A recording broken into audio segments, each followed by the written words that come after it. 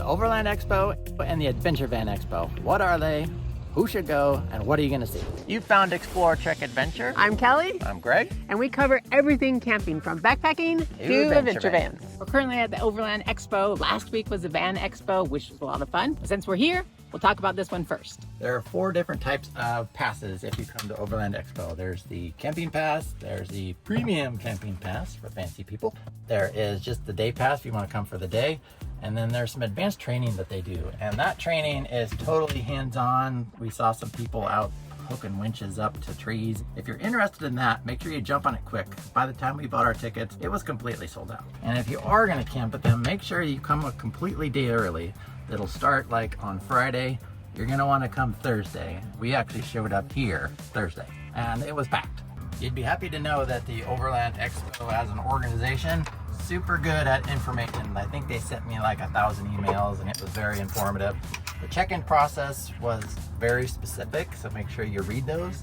Once we went to the check-in area, there actually wasn't hardly anybody there. They gave us these fancy wristbands that you have to wear, and once you tighten them up, they don't want to come off, so don't do them too tight. They are very specific about the times that you can actually arrive. On Thursday, we could only arrive between, I think, 6 a.m. and 6 p.m. or something like that. And if you show up late, you're not getting in. So don't be late. The camping area, they call it festival style, and it's because everybody's kind of packed in here. And it's all grass. Each 3 sections are all flat grass. It's mostly flat. We ended up having to level this one side. But there's probably 4 rows of people camping. And if you're gonna come, you're super close to the entrance. You're not like 10 minutes away. You have to worry about that. I think it takes us maybe a minute to walk to the front gates. To get the most out of the expo, you really need to get the app. And it is kind of a pain because it does make you sign in, but it has way more information than the paper kind of a guide that they give you. It's actually totally worth it.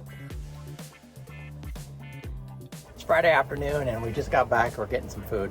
What do you think of what we saw so far? So far it's been really a cool experience. The classes, I wasn't sure what I was going to expect, but it was really informative. I liked them a lot and looking forward to a whole bunch more later this afternoon. Big difference between this show and the Adventure Van show, this being the Overland show, is it has instructional area and the other one didn't. Yeah, the other one was basically vendors.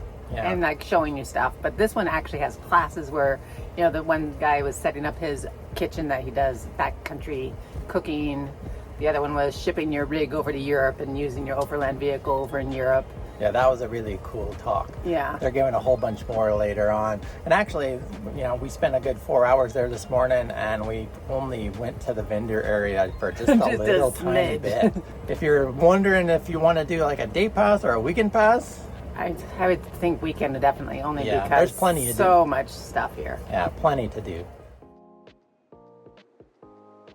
Day 2 started off with us actually sleeping in and missing the 9 o'clock classes. We had high hopes, but we completely missed 2 of them. And to give you an idea, this is the schedule sheet for today. There are 12 columns of different classes and they start anywhere from 9 a.m. and they go all the way till 5. You can pretty much spend all day in the classroom. In the classes. And when we say classrooms, the classroom is like they're set up with tents and a bunch of chairs and there's tables up in the front and they have speakers and they either sometimes have computers that, you know, are showing you their trips or information. We went to a couple that actually are doing Europe and they did it for 3.5 years on motorcycles. Which actually was pretty unique classes. Something I totally was not expecting there to be here. It was actually very informative. Because, well, when we originally thought of this, or at least I did, I was just thinking it's just going to be a bunch of vendors and selling stuff for your rigs or your setup. Don't get us wrong, there are a ton of vendors. Ton of vendors. An absolute ton. So that after that first class, this was a QA. The couples. I think it was called Surviving Overland Travel as a Couple. That was actually pretty unique. There was 3 couples. They're all on YouTube. They're all pretty big creators. And it was actually really interesting. It was moderated by another lady and she would ask questions. But I think the most interesting part is there was maybe 15 people at this talk. So if you had any questions, they could answer. There was actually plenty of interaction. After that, we came back to the van for lunch, which was kind of nice, being able to just hop right over and make a sandwich, and then hop right back over. We headed back. We watched. The gentleman, he ships vehicles overseas and importing, exporting. That was super informative, especially when it comes to cost and all the logistics and having to do that.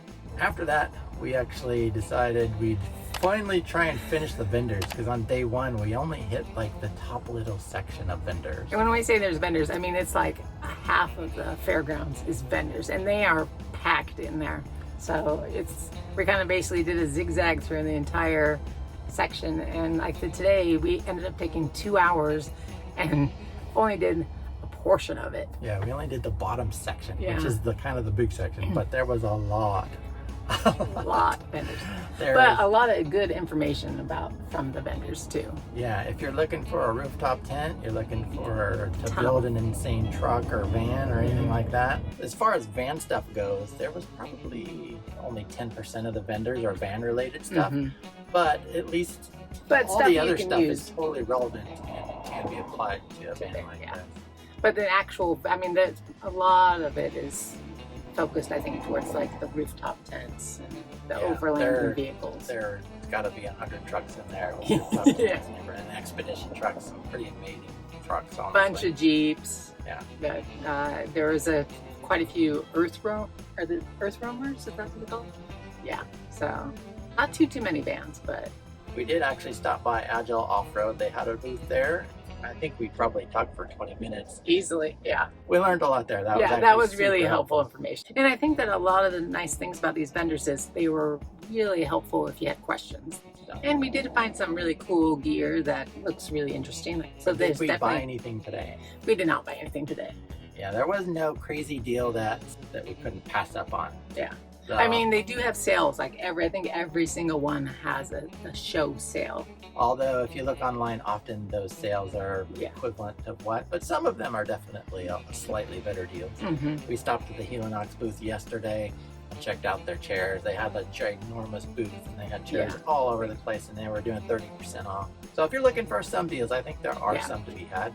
After all the vendors, we were completely beat, but we were like, okay, we got one more thing we got to do, and we had a class on slow Baja. Well, that was his username. It's slow Baja, and he talked about going down to Baja, what's expected. Well, the funny thing is he didn't talk at all. He basically was like, okay, I'm here, I'm the slow Baja guy, ask me questions. And that was it. All these classes are small enough to where you can actually ask your questions. I mean, I asked 3 or 4 questions. At the end, he was like, any more questions? And I think everybody was tapped out. I think there was only a few classroom situations where it was packed, and that was the dispersed camping, how to use the apps and such for that. There's a lot of options to choose from, and really interesting stuff. I'm not entirely sure that most people knew that these classes existed, because the number of people in the classroom area versus the number of people in the vendor area was pretty different. Yeah, majorly different. Which is actually kind of nice, because it is. It wasn't so crowded, over there. Yeah. The vendors do, I think, shut down at 5. So, I mean, you have a block from between 8 and 5 to go check everything out. That was a little bit problematic for us, because we literally scheduled our entire day. We were like, oh, we want to go to all these things. And yesterday left us with almost no time to go see the vendors. And we actually skipped 2 hours worth of stuff we were gonna go to, just so we could make sure we hit all the rest of the vendors.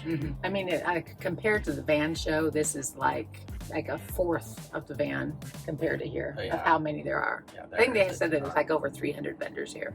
I think one of the best parts is you can just walk in the camping area. Every other rig is something completely different. We're parked next to a guy who's got a Econoline 4x4. It's pretty awesome. Who's parked next to a Jeep. Toyota. It's just random. They're spread out, and everybody's completely different. They did have a special motorcycle area, and then there was the Bronco Nation. There was a Bronco area. You can go in and out of it as much as you want. And they have garbage and bathrooms. They have porta potties all in the camping area. Plus, of course, the center itself has a bunch of flush toilets. They even have showers that you can use here. You can hear that. An airplane about 100 feet over us. They literally come in and land right there. It's actually kind of cool. You can see them coming in, especially at night. That's a wrap for today. We'll see you tomorrow.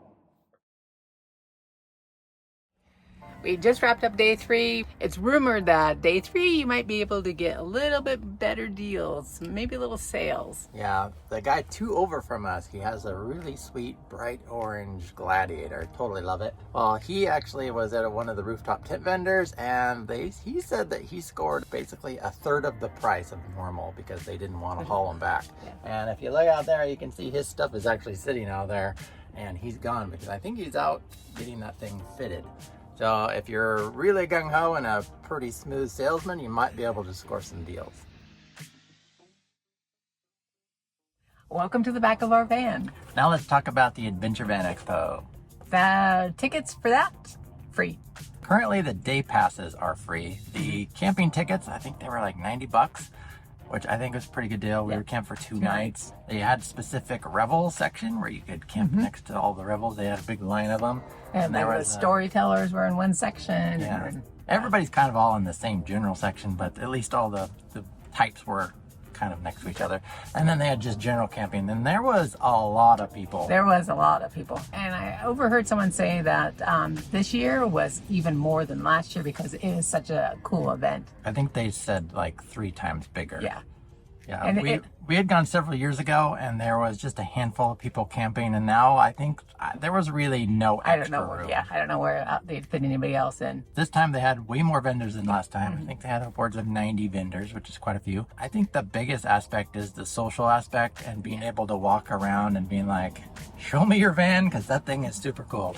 And people were like super excited to do it. When we were sitting there, we kind of were in the middle, and this lady walked by us, and I'm like, what'd you find? And she was all excited because she found this one piece of trim for a window, and we're like, can you show us your van? Yeah. And she's like, yeah, come on over. She's like, I actually clean it all the time just to make sure I can show people my van. And she had done her own self-build, build. It was really awesome. When we happened to be there the first night, it happened to be a strawberry moon, which was a big deal. And so all of them were walking around saying, hey, come over to this little area. We're going to check out the moon. They had a fire pit going, passing around wine, and everybody was just chatting and, seeing what the vehicles they had, how long they've had it. The moon was pretty Although cool. it came up perfectly behind a tree. It did. I think one of the biggest differences between the Overland and the Van Expo, they do not have classroom instructions at the van one.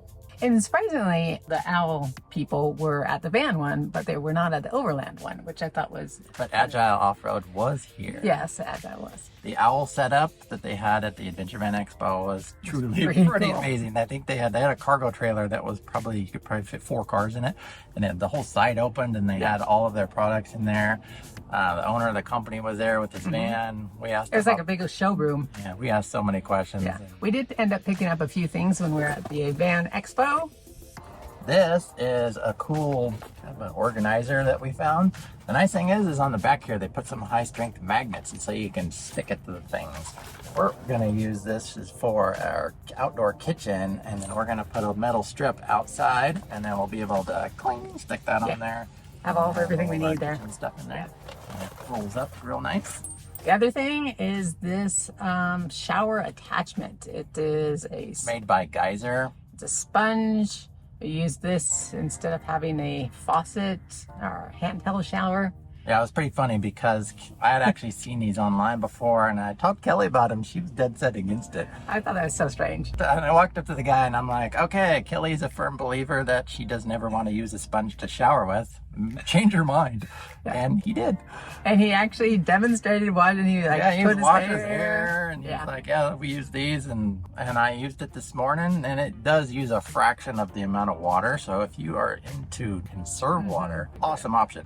We'll do a full review later after we get some more use out of it. But they were actually at both the Van and the Overland Expo. I think it's a cool product. So who are these expos good for? The Adventure Van one is really easy. Yeah. If you have a van, you're remotely thinking about a van. If you have vans ever in your thoughts, if you have ever seen a van, you want to go to one. It's actually pretty cool. You can walk around, you can see everything. You get a lot of great ideas. Yeah, so definitely van people. Well, to give you an idea, we had been going for many years before we bought this. So it just gives you a little glimpse into what's possible. Yeah, totally what's possible. But I mean, there are some camping things that you can get there, but it's definitely geared towards the very van centric. Now, the Overland Expo. Yeah. Who do you think?